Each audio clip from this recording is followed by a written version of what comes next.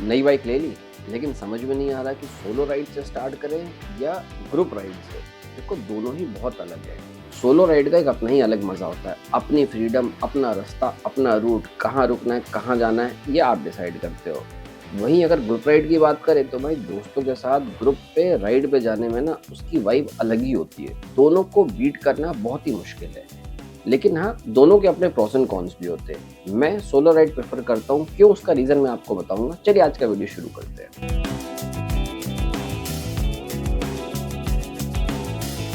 नमस्कार दोस्तों, मेरा नाम है अंकित, आप देख रहे हैं जाओ जी। देखो बहुत सारे लोग पूछते हैं कि भाई सोलो राइड अच्छी होती है या ग्रुप राइड। आज के वीडियो में इस क्वेश्चन के जवाब को ही ढूंढते हैं कि दोनों में एक्चुअली बेटर क्या है।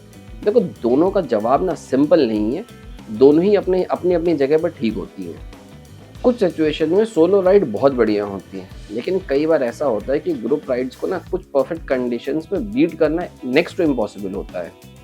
तो आज के इस वीडियो में ना मैं प्रैक्टिकल राइडिंग पर्सपेक्टिव से बात करूंगा। देखो comfort, safety, flexibility, then learning, fun, इन सब चीज़ों को मिला दे तो इस क्वेश्चन का सही जवाब क्या है कि सोलो राइड बेटर होती है या ग्रुप राइड। चलिए दोस्तों आज का वीडियो थोड़ा डिटेल में शुरू करते हैं।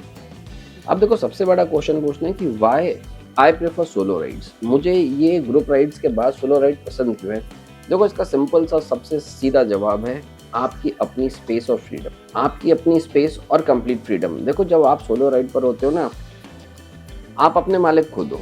कब जाना है, कहाँ रुकना है, कितना पेट्रोल भराना है, किस स्पीड पे जाना है, ये सारे किस किस क्यों क्यों का जवाब ना आप खुद ही देते हो।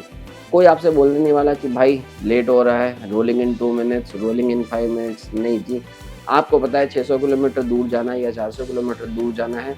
अब आपका कंफर्ट आपके हाथ में है। जल्दी स्टार्ट करोगे तो आपकी आपकी से सहूलियत, लेट स्टार्ट करोगे तो आपकी प्रॉब्लम। तो सोलो राइड करने में ये सबसे बड़ा एडवांटेज होता है कि कंप्लीट फ्रीडम आपके हाथ में होता है। जो मर्जी है अपने हिसाब से करते रहो, नहीं भी जाना मत जाओ, एक जगह पड़े रहो, कोई नहीं पूछने वाला। अब देखो दूसरे सबसे बड़े रीज़न की बात करें ना, तो सोलो राइड ना एक मेंटल पीस देती है। आप रोड पे चले जा रहे हो, आप रोड को फील करते हो, आप इन्वायरमेंट को एब्जॉर्ब करते हो, कोई डिस्ट्रैक्शन नहीं। बातें भी आप अपने आप से ही करते हो, जो कहते हैं कि इनर ब्यूटी को आप ढूंढ रहे हो कि भाई वो कौन है, वो किस पर्पस है आपका लाइफ में। इन सारे जो टेढ़े क्वेश्चन का जवाब ना मुझे तो राइडिंग पे ही आता है। अब मेरे लिए अगर आप सोलो राइड की बात करो तो ये ना एक नशा है। जब आप रोड पे 600 किलोमीटर दूर निकल गए हो, कोई डिस्ट्रैक्शन नहीं है, आप अपनी स्पीड से अपने पेस के हिसाब से चल रहे हो, और वो एक मेडिटेशन से कम मुझे नहीं लगता है। अब देखो हर राइडर का ना एक कंफर्टेबल पेस होता है। अब जब आप सोलो राइड कर रहे हो ना भाई, जब मुझे तेज़ खींचना है मैं गाड़ी तेज़ खींच लेता हूँ, जब मुझे स्लो चलना है मैं स्लो चला लेता हूँ। ग्रुप राइड में सबसे बड़ी प्रॉब्लम क्या होती है कि अगर बहुत सारे राइडर्स होते हैं जो बड़े कंफर्टेबल टूरिंग स्पीड पे चलते हैं, कि से 60, 80, 90 पे चल रहे हैं। कुछ बहुत ही एग्रेसिव राइडर होते हैं जो अपने हिसाब से वो कंफर्टेबली 90, 120 के बीच में होते हैं। अब अगर आप इस ऐसे ग्रुप में फंस गए हो जहाँ पे डायनेमिक्स ऐसी हैं, तो या तो आप अपने को आप स्पीड अप कर रहे हो, या जो बंदा स्पीड अप कर रहा है वो स्लो कर रहा है। तो कहीं ना कहीं आप अपने कंफर्ट स्पेस से बाहर निकल के ना आपको वो चीज़ें करनी पड़ती है जो आप नहीं करना चाहते। ये एक बहुत बड़ा ड्रॉबैक होता है। सोलो राइड पे क्या है भाई, 80 पे माने 80 पे चलो, 100 पे माने 100 पे चलो। जिस स्पीड पे आप कंफर्टेबल हो, आपका जो भी पेस है वो आप खुद डिसाइड करते हो। कोई बताने नहीं वाला कि भाई अंकित तेज चल ले, धीरे चल ले, कोई नहीं। लेन फॉर्मेशन है नहीं है, क्योंकि एक ही बंदा है भाई, कहाँ कहाँ की लेन क्या, आप अपने हिसाब से चलते रहो और वो पेस आप बहुत एंजॉय करते हो। अब देखो चौथा पॉइंट है ना, which is very much related to अगर आप कंटेंट क्रिएशन में हो या फोटोग्राफ्स का आपको शौक है। देखो सोलो राइड में क्या होता है कि अगर आप कहीं पर हो, अगर आपको ड्रोन शॉट लेना है भाई रुक जाओ, रोड पे थोड़ा सा मोनोलॉग बनाना है बना लिया, आपको बाइक पासिंग शॉट चाहिए, गाड़ी रोकी बना लिया, कोई वाटरफॉल आए आपको उसकी फोटो खींचनी है बना लिया। क्योंकि वहाँ पे नो क्वेश्चन आस्क पॉलिसी होती है। आप खुद चल रहे हो, खुद अपने रोड की सेफ्टी है, आपको टाइम बिताना है आप बिताओ, आपको जल्दी चलना है जल्दी चल लो। तो कंटेंट क्रिएशन के लिए सोलो राइड हमेशा बहुत बेटर होती है as compared to group rides, क्योंकि वहाँ पर आपके ऊपर हमेशा एक प्रेशर होता है कि यार देखो ग्रुप का स्पीड मैचअप करके चलना है, ब्रेक नहीं लेना है, अगर ले रहे हैं तो भी लेना पड़ेगा। तो वहाँ पे ना कंटेंट क्रिएशन बहुत मुश्किल हो जाती है, क्योंकि आप अपने में अकेले सोलो में रह नहीं सकते हो, ग्रुप में आपको रहना ग्रुप के साथ ही है। तो वो चीज़ें वहाँ पे ना बहुत मिसमैच हो जाती हैं।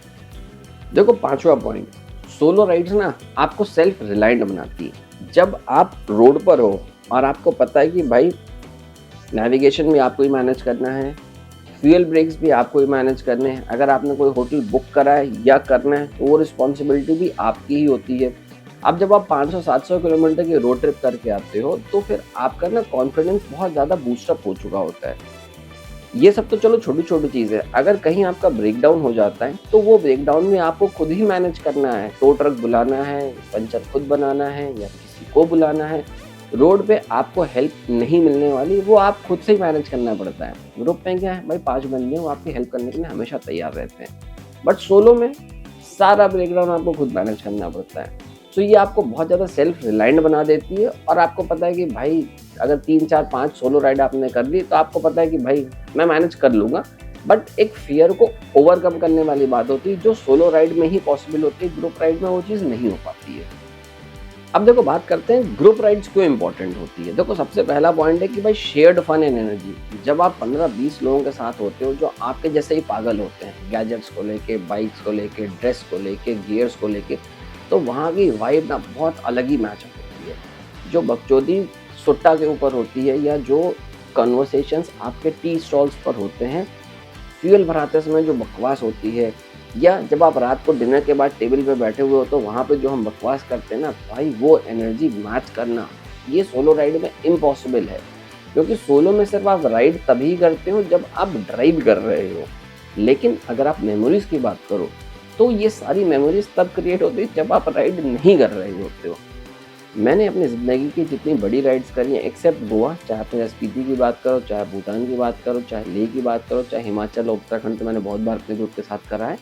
वहाँ पे जो बकवास होती है ना भाई, वो मेमोरीज़ क्रिएट करती है और वो मेमोरीज़ आपको हमेशा कहते हैं ना कि ज़िंदगी भर याद रहेगी कि मैं भूटान गया था, वहाँ पे ये हुआ था, मेरे साथ 25 लोग थे या 20 लोग थे। तो ये जो वाइब मैच करने वाली बात होती है ना, ये ग्रुप में ही हो सकता है। सोलो में आप ऐसी कोई चीज़ उम्मीद भी नहीं कर सकते हो जो फन वहाँ पे आपको मिलता है। अब देखो, अगर पॉइंट नंबर 2 की बात करें, ग्रुप राइड में जो सबसे सबसे इम्पोर्टेंट चीज़ होती है वो होती है सेफ्टी। अगर किसी की बाइक ब्रेकडाउन हो जाए या किसी का पंचर हो जाए या किसी की गाड़ी में कोई भी किसी तरीके का मैकेनिकल प्रॉब्लम आ जाए, आपके साथ में 10-15 लोग होते हैं जो आपके खड़े होके हेल्प करेंगे, जो सोलो में ऑब्वियसली नहीं मिलने वाला।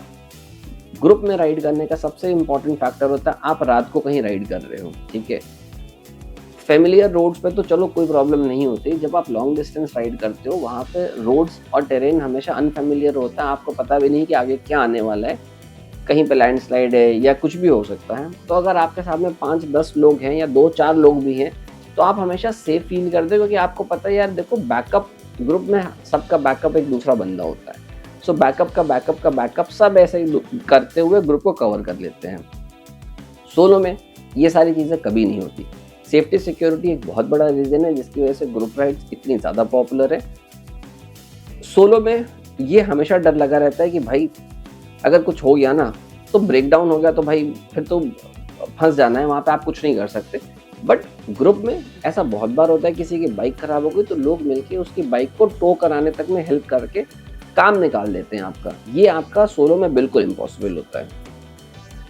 अब देखो, ग्रुप राइड्स का ना एक बहुत बड़ा एडवांटेज क्या होता है कि जब आप नए-नए राइड करना स्टार्ट करते हो ना, आपको बहुत सारी चीज़ें नहीं पता होती हैं।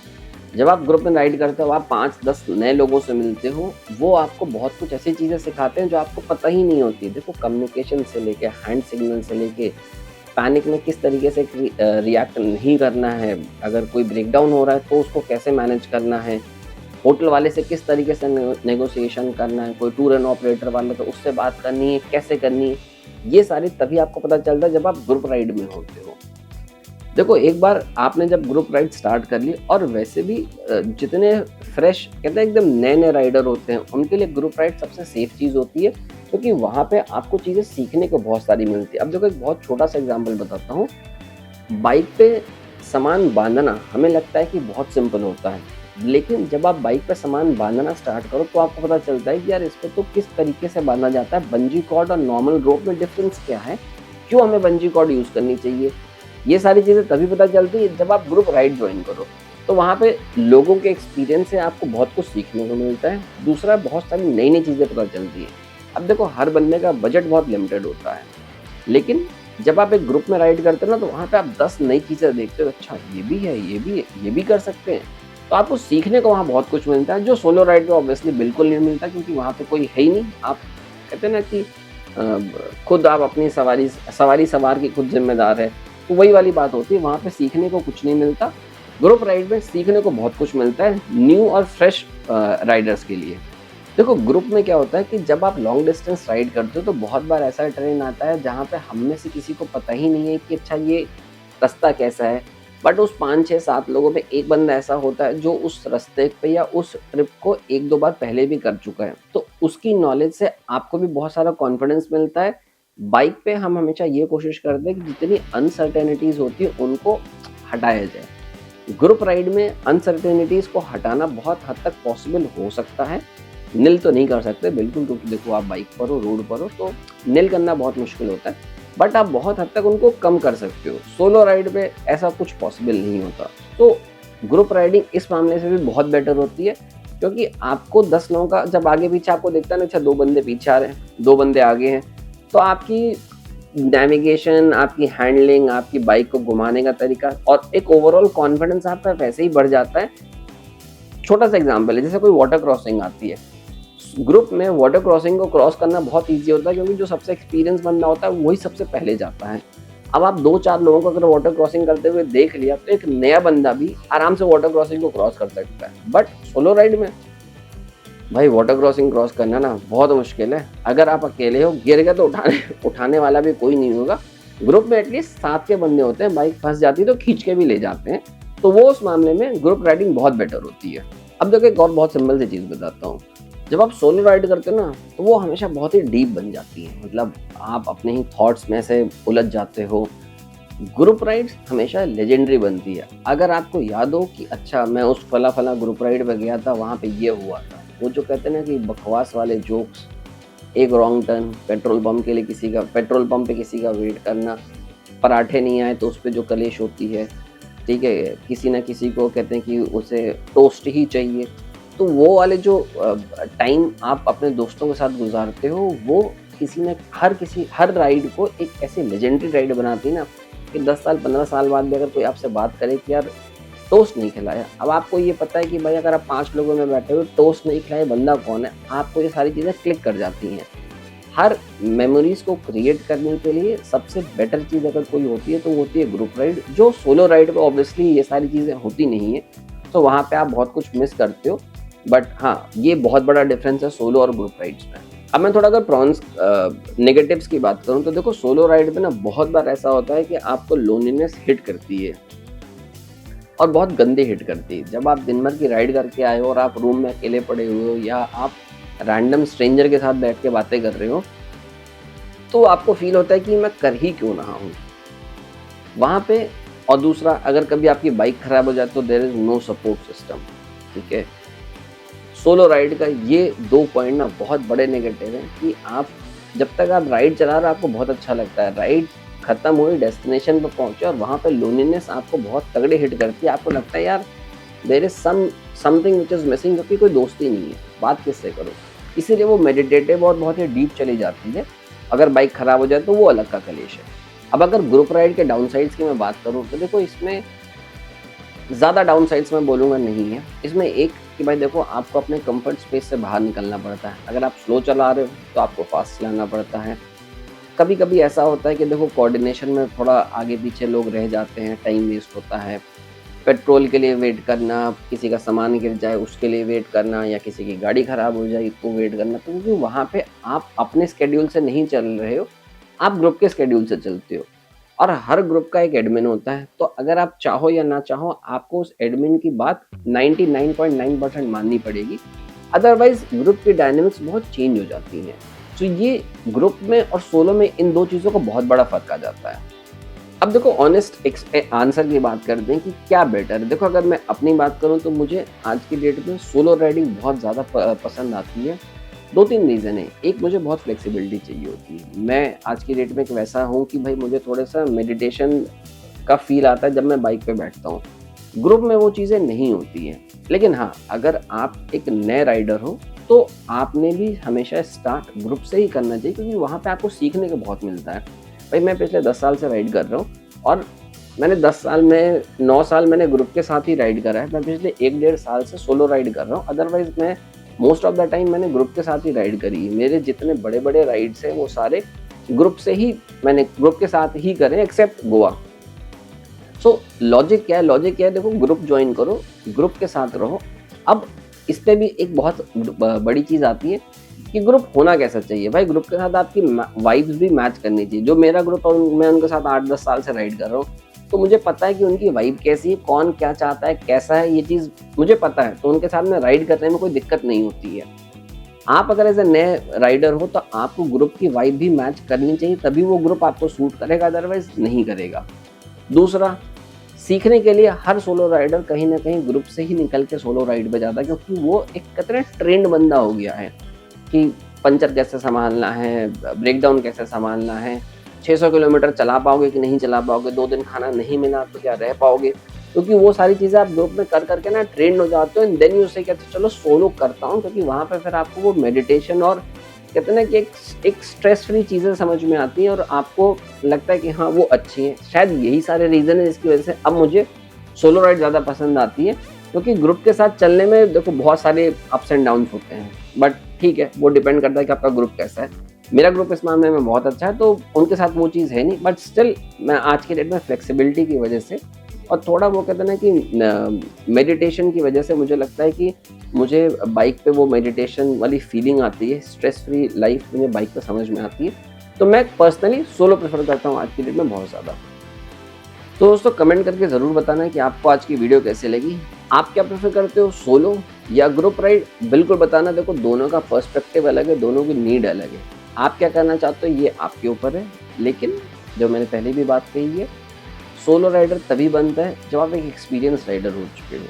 एक्सपीरियंस राइडर बनने के लिए, चीज़ों को समझने के लिए आपको ग्रुप ज्वाइन करना बहुत ज़रूरी होता है। बाकी जाओ जी की तरफ से अगर वीडियो रिलेटेबल लगी हो, लाइक कमेंट शेयर सब्सक्राइब करना अगर अभी तक नहीं करा हो।